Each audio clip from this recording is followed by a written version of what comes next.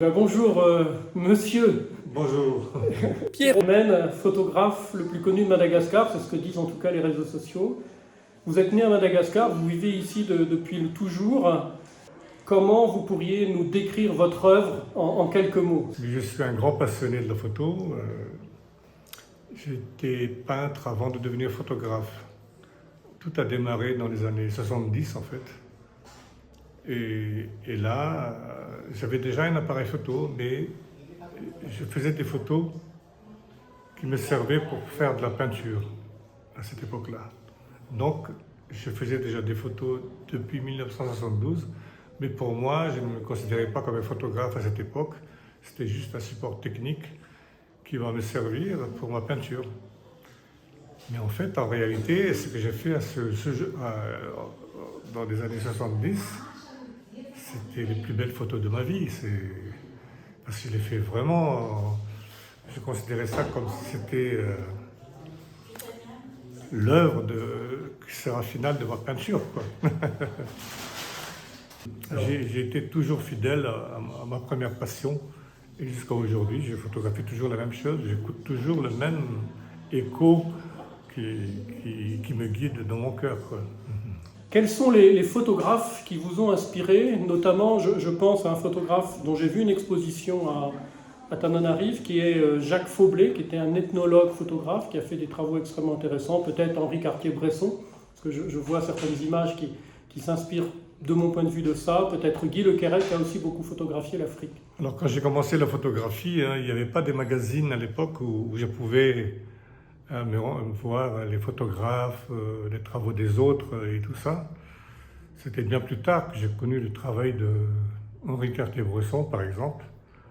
Et là, je me suis dit, tiens, mais il fonctionne un peu comme moi, celui-là. Je me disais, mais ce sont les choses que j'aime photographier, ce sont ces petits instants qui font de grands trucs, de grandes photos.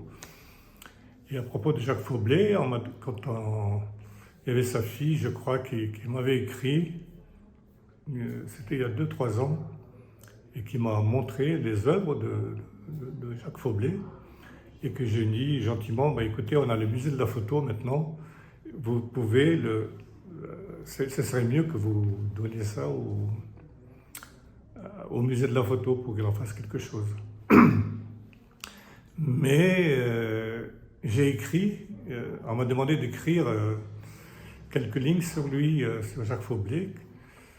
Et c'est un photographe qui, donc, évidemment, qui était bien avant moi, bien longtemps. Et j'ai trouvé son travail extraordinaire, quoi. Et j'ai eu du plaisir à écrire mon ressenti à propos de son travail, qui est d'ailleurs publié au Musée de la Photo, dans le livre, dans le catalogue qu'ils ont fait à propos de son travail. Tout à fait, je suis passé voir cette exposition, effectivement, qui est absolument fabuleuse. Et donc, je reviens sur Henri Cartier-Bresson, quand j'ai revu après son travail, je me suis dit, parce qu'après il y avait eu Internet et tout ça, et là je connaissais bien connaître le travail de Henri Cartier-Bresson, et là je me dis, tiens, c'est comme ça que je conçois la photo, ce sont ces instantanés purs. Vous avez fait en quelque sorte de l'Henri Cartier-Bresson sans le savoir. Oui, Henri Cartier-Bresson malgache, quoi. Mais à côté de ça, il y a aussi d'autres photographes comme Bernard Descamps, que j'aime beaucoup. Salgado, par exemple, Sébastien Salgado. Et d'ailleurs, je suis très fier parce que il y a des gens, des photographes qui viennent voir mes images et tout ça, ils pensent à Salgado. Et je dis, tiens, j'ai fait quand même un petit bout de chemin avec ce monsieur. Voilà. Une question extrêmement importante pour beaucoup de photographes, notamment en voyage. Comment vous travaillez avec les malgaches pour faire les images que vous faites? Est-ce que vous les faites sur le vif, sur l'instant décisif que vous captez? Est-ce que vous rejouez certaines scènes? Est-ce que vous faites des compositions? Alors, après avoir pratiqué la photo pendant longtemps à Madagascar, j'ai compris quelque chose quand même. Ce que j'ai compris, c'est que quand on arrive dans un village, voir l'habitant et tout ça, quand on braque l'appareil, d'abord, ils n'aiment pas trop qu'on les photographie très vite comme ça, parce qu'ils ont besoin de se préparer. Ouais. Ils vont rentrer dans leur maison, mettre le plus bel habit et après poser. C'est ce que je comprends très bien. Mais ce n'est pas mon style de photo, ces choses-là. Mais je le fais pour eux. Et après, je fais des photos pour moi. Ah. Et là, quand je montre mes images, après, parce que je ramène toujours les images, hein, quand, une fois développées, je ramène toujours les images. Et quand je leur donne la photo là où ils posent et tout, ben, ils se sont dit j'ai mis mon plus bel habit et tout ça. C'est bien, c'est une belle photo de famille. Mais quand je montre l'autre que moi je fais à leur insu, et là, je vois vraiment un autre étonnement, quoi. Et là, ils se disent, ah, il voit autre chose, ce monsieur. Et là, maintenant, après, quand je reviens dans le village, il ne pose plus, il me laisse faire.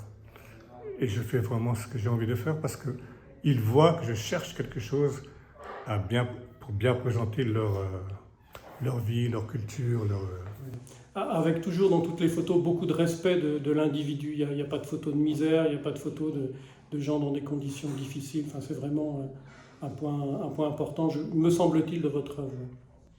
Je ne suis pas un journaliste, je suis un artiste. Ouais.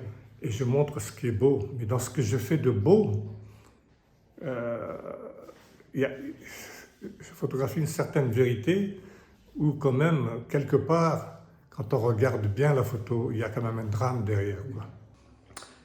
Quel conseil vous me donneriez ou vous donneriez à tous les voyageurs qui sont sensibles à la photographie pour aborder Madagascar et les Malgaches en particulier?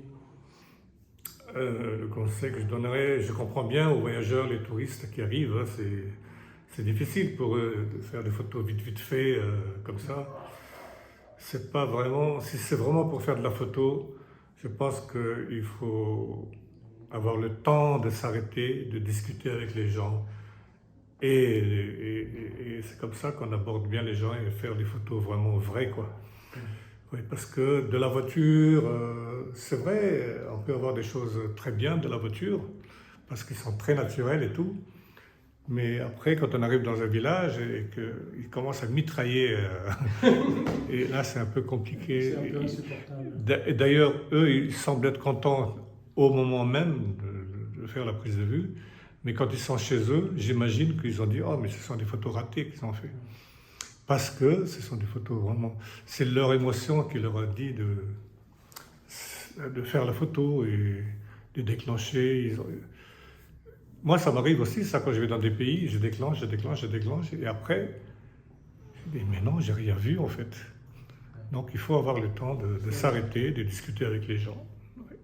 Est-ce que vous avez le sentiment d'avoir créé une sorte d'école de la photographie malgache? Je sais que votre fils a repris le flambeau. En fait, j'ai été une école sans être une école. Hein.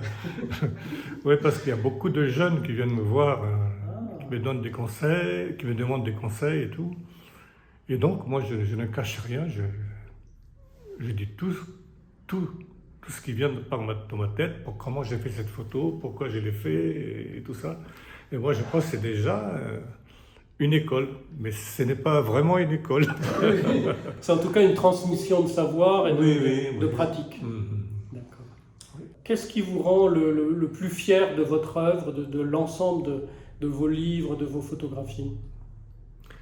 Ouais, ce qui me rend fier, c'est que j'estime, à travers mes images, avoir fait connaître mon pays dans le monde, quoi. Et souvent, je reçois des gens ici qui me disent « Pierrot, je suis venu à Madagascar parce que j'ai vu une photo de toi à Paris ou à tel pays ou tel pays. » Et ça me fait vraiment, ça me rend une grande fierté, oui. Je me rappelle quand j'étais jeune, je voyais vraiment, près de chez moi là-bas, tout était vert, il y avait beaucoup d'arbres et tout. Et aujourd'hui, on dirait que Madagascar est devenu nu. Et cette photo, pour moi, exprime bien qui me dit ça, mais qu'est-ce qu'on va donner aux jeunes maintenant quand on n'a plus rien, hein? Voilà, même s'il se met au-dessus, fier, mais il était fier pour la photo, mais pas pour d'avoir coupé l'arbre. Voilà.